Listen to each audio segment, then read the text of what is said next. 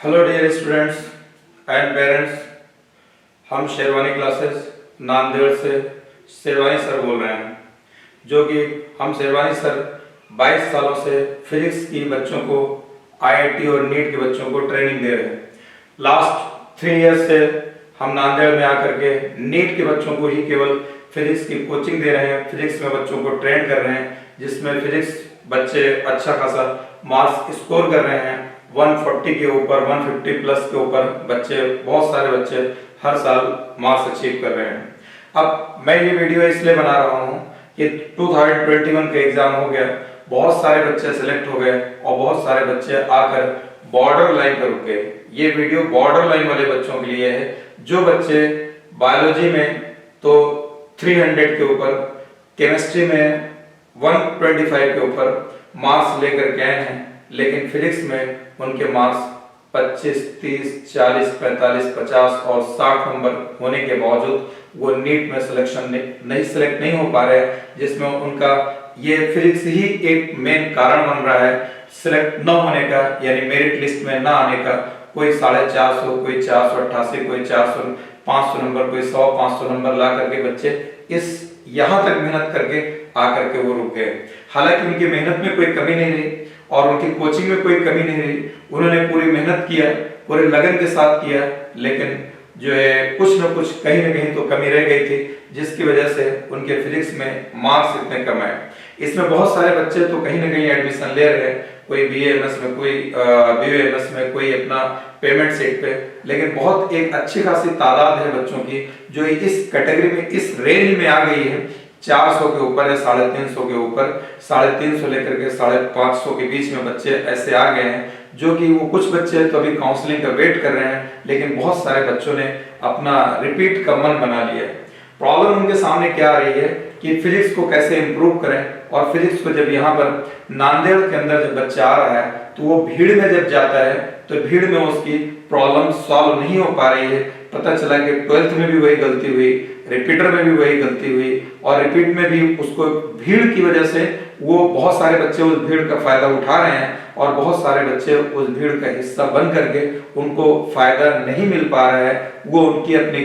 कमजोरी है या उनका अपना जो है कुछ कह लीजिए उसमें दिक्कत है, जिससे उनके सारे डाउट प्रॉब्लम क्लियर नहीं हो पाते। हालांकि वो करना चाहते हैं लेकिन वो भीड़ में नहीं कर पाते। बहुत सारे बच्चे होते हैं जो भीड़ में पढ़ रहे हैं, निकल रहे हैं और सिलेक्ट हो रहे हैं, लेकिन बहुत सारे बच्चे उसके अंदर अपने आप को सेट नहीं कर पा रहे हैं। तो ऐसे बहुत सारे बच्चे होते हैं जिनको कि मतलब एक होता है टीचर ने होमवर्क दिया, बच्चा जाए होमवर्क लेकर करके लेके आ जाए, जितने डाउट प्रॉब्लम आए पूछ ले, लेकिन कुछ ऐसी तादाद है जिन बच्चों को कि उनको होमवर्क दीजिए, उनका पढ़ने में मन नहीं लगता है और नहीं कर पाते। उनके लिए टीचर जो होना चाहिए वो उनको अपने सामने बैठा करके पूरा काम करवा दे, उनको पूरा पढ़ा दे, उनसे काम अपने सामने बैठा करके ले, तो लेने के बाद तब बच्चे को लगता है कि हाँ हमारे अंदर कॉन्फिडेंस आ रहा है, हमारा सब्जेक्ट अच्छा हो रहा है। तो ऐसे बहुत सारे बच्चे ऐसे होते हैं जो उनसे मतलब वो खुद काम नहीं कर पाते, उनको एक गाइड के, एक ट्रेनर की जरूरत पड़ती है, जिससे कि वो ट्रेनर के सामने, गाइड के सामने बैठ करके पूरा काम कर लेते हैं तो उनका हो जाता है। और ऐसे ये प्रॉब्लम आ रही है कि छोटे बैच में बच्चों को मिल नहीं पा रहा है और ऐसे टीचर नहीं मिल पा रहे हैं। तो ऐसे में जो है हम एक इन बच्चों के डिमांड के मुताबिक, बच्चों की डिमांड आने के बाद हम एक ऐसे बैच की जो है एक ऐसा बैच फॉर्म करने चल रहे हैं 1 दिसंबर से, जो कि नाम है सुपर 40 प्रबल बैच। इस बैच की खासियत क्या होगी सुपर, इसमें हम केवल 40 स्टूडेंट्स रखेंगे, उन बच्चों को लेंगे जिनका नीट में फिजिक्स में 40 नंबर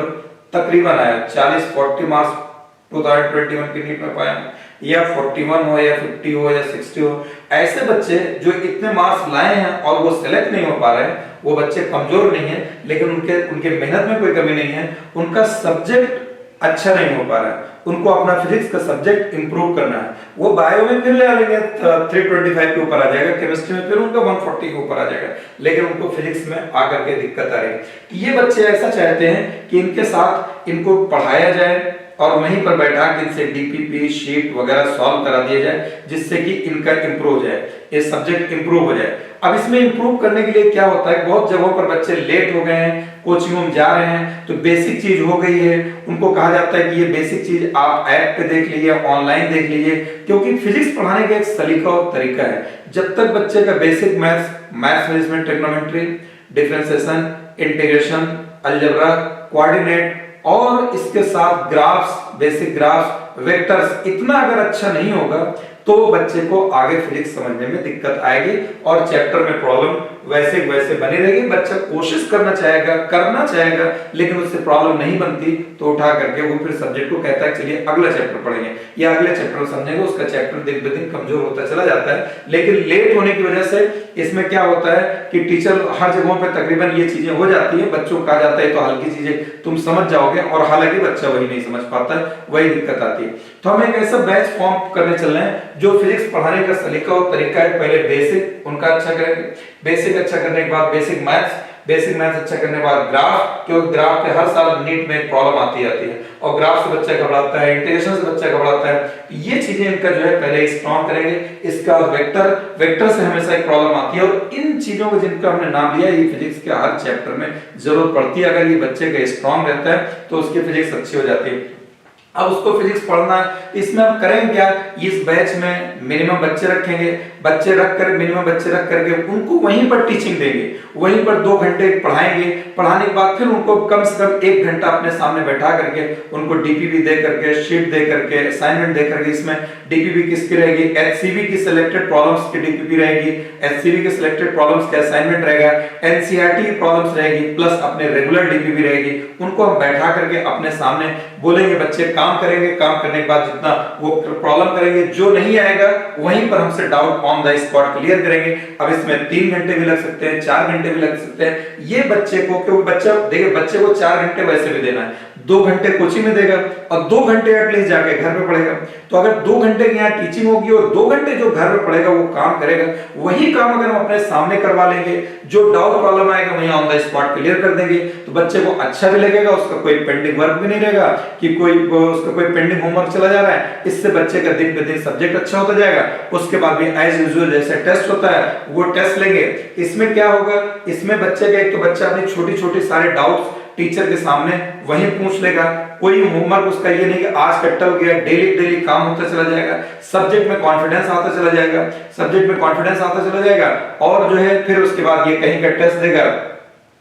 और अपने निगरानी में अपने सामने सारे काम करवाएंगे। और क्या होता है बच्चा पता लगा कोचिंग करके चला जाता है और फिर कहीं घर पे होमवर्क नहीं किया या कहीं और चला गया, किसी वजह से सुस्त पड़ गया, पढ़ने में मन नहीं लगा, ये सारी दिक्कतें आती हैं। तो इस तरीके से हम बच्चे का सब्जेक्ट अच्छा करेंगे और सब्जेक्ट में कॉन्फिडेंस लाएंगे और फिर उसके बाद जब बच्चे के अंदर एक कॉन्फिडेंस आएगा तो बच्चा कहीं का भी टेस्ट देगा तो मार्क्स अच्छे लेकर के आएगा। हमारा इसमें मेन मोटो रहेगा बच्चे का विद इन टाइम, क्योंकि टाइम